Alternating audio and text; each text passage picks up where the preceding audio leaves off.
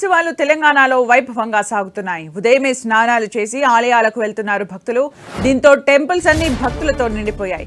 హైదరాబాద్లోని పెద్దమ్మ తల్లి ఆలయానికి భక్తులు పోటెత్తారు. అమ్మవారి దర్శనం కోసం భారీగా తరలి వస్తున్నారు.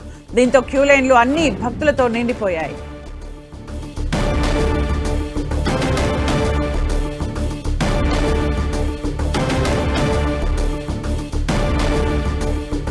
విజయదశమిని పురస్కరించుకుని దేవాలయాలకు భక్తులు పోటెత్తుతూ ఉన్నారు.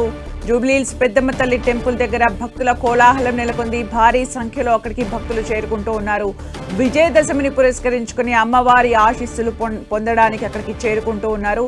అమ్మవారిని కూడా సర్వాంగ సుందరంగా అలంకరించారు. అయితే నవరాత్రుల వివిధ అలంకరణలో అమ్మవారు దర్శనమిచ్చారు. ఈరోజు విజయదశమి సందర్భంగా భక్తులు పెద్ద ఎత్తున అక్కడికి చేరుకుంటూ ఉన్నారు. ఉదయమే ఇంట్లో పూజలు ముగించుకున్న అనంతరం అమ్మవారి దర్శనానికి పోటెత్తుతున్నారు.